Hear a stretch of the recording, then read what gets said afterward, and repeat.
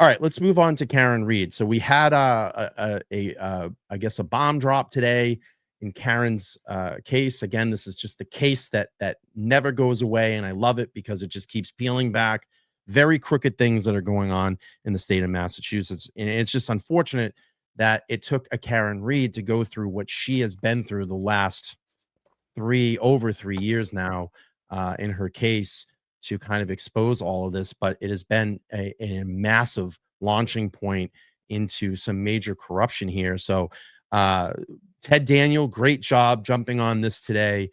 Karen Reed's legal team demands Boston police officer Commissioner Cox to be placed on the Brady list. And Todd, if you want to explain what the Brady list is really quick, if people don't know in the audience, I will defer to you.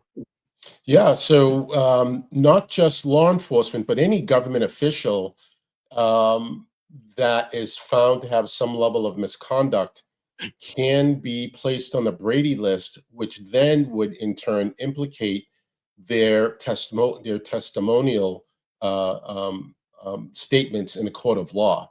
So those government officials that are on, and when I say government officials, from law enforcement, public safety, as well as um, um, those that have been voted into office from the legislature. So they're a part of that list of government employees.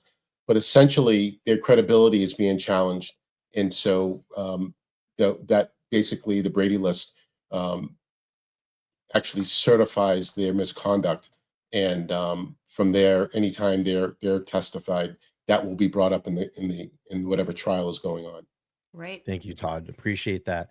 Says on Monday, Boston Police Officer Commissioner Michael Cox was a subject of a scathing letter sent to Mayor Michelle Wu from Karen Reed's defense attorney, Alan Jackson, who demanded that the BPD had to be placed on the Boston's Brady list for officers with credibility issues. Jackson's letter centers around Commissioner Cox's comment on July 10th when he denied meeting with the police officer Kelly Dever. I call her Veruca Saltz, before she was called to testify in Karen Reed's first trial in 24. She was working as dispatch for Canton Police Department when John O'Keefe was found dead. Quote, I have nothing to do with Karen Reed. As a matter of fact, I didn't even know this person was associated with Karen Reed case, Cox said at the time. And you guys saw the mashup video that I put together. You can find it here on my channel. And recently, and I apologize, the Twitter handle on X did a massive public records request, and there was an email that was released, I believe, by the FBI that prepared Cox to say that this is the officer that we're talking about. And it said, and Nancy flipping her hair, and it said Kelly Dever. So he did know about Dever. And here we go. And a copy of the email sent to Boston 25 assistant special agent in charge, Stephen Keller, wrote to Cox and said, just a reminder, the documents were released at the DA's office last night. The officer we spoke with was who? Kelly Dever, Veruca Salt, whatever it is. The next day, Cox official calendar allegedly listed a meeting with Dever. Boston Commissioner Michael Cox has been caught in a lie, and it's not a small one, Jackson writes. God, I love him. Dever, who resigned from her position in September, was called to the stand by Reed's defense team on June 2nd. While Dever was on the stand, the defense implied that Cox influenced her testimony. Dever confirmed that she had a conversation with Cox about the murder case at the same point before taking the stand, but denied getting any guidance. Quote, Cox televised claim that had nothing to do with the Karen Reed and didn't even know this person, Kelly Dever, was associated with Karen Reed's case is a bold-faced lie. Wow. Alan Jackson throwing the heat out there. One now disapproved by document evidence originating from a Federal Bureau of Investigation itself, Jackson writes. For the commissioner to suggest they had nothing to do with the case defies both logic and leadership. Common sense tells us that he had everything to do with it. Jackson also called, on the Post Commission to initiate a full disciplinary review for dishonesty, lack of candor, and look at this, Todd. We've heard this before. Conduct unbecoming an officer. I'm gonna default to Todd first on this one. God, I love this. Alan Jackson just throwing the punches. If you want to explain post real quick, if people don't know, and give me your thoughts on this. So first reaction: death by 1,000 cuts. Yeah. Alan Jackson definitely orchestrating death by 1,000 cuts.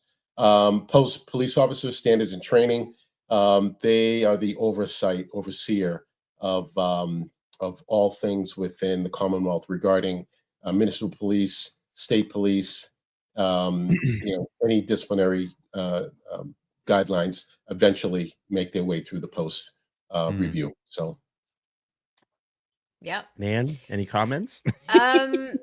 Well, I what I really love about this most is how I felt when AJ sent a letter about Deaver, which was, gosh, every bit of 2 months ago. I feel like I'm very happy to see Karen's defense team still working on her case. So while we do have AJ and Liza Little working to help defend the wrongful death suit, I love that you have what an attorney would call due diligence from her criminal defense team in following up post verdict to make sure there's accountability. And we've talked about that theme for incredible, meaning unbelievable actors in this. And Cox is one of them.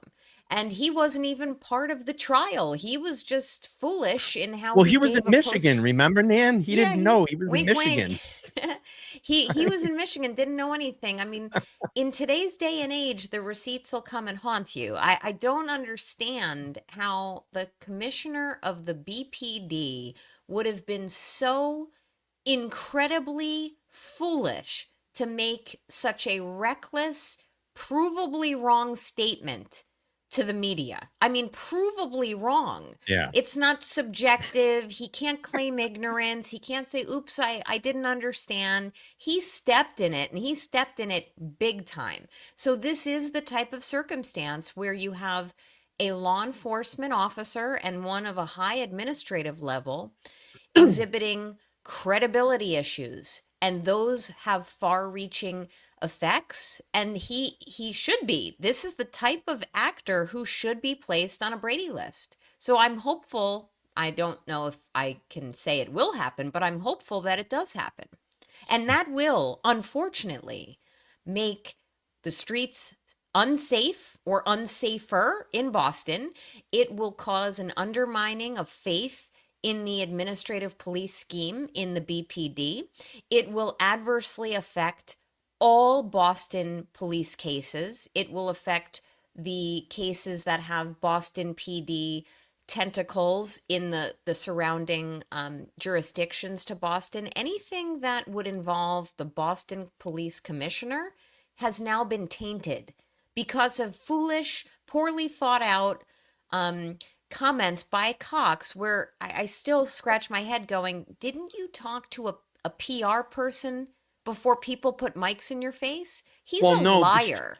she was grabbing him. You could hear it in the end of that video. She's like, all right, we got to go now. And I love this by Remy. Michigan, Massachusetts. Hey, they both start with M.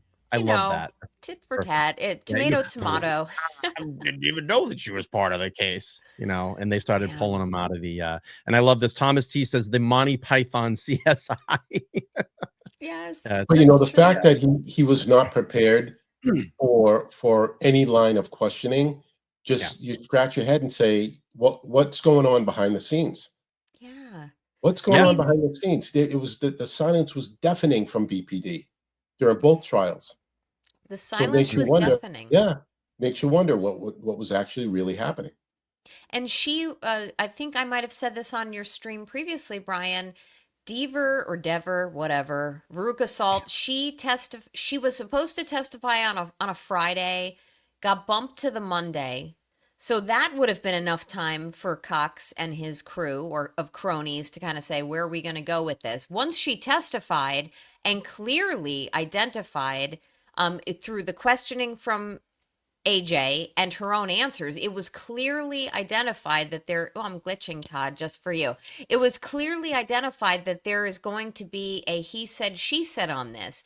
That is when You sit someone down in your war room and say, how are we going to get ahead of this? What is going to be the public statement? He would have been better served saying those two famous words, no No comment. It comment. would have, that gives him plausible deniability. I don't think he's Right. going to be in his position much longer. Yeah, Hope Dan, I was not. just going to say this has career-ending implications. 100%. Really? Wow, Oh, Todd. yeah, Wow, yeah. Wow.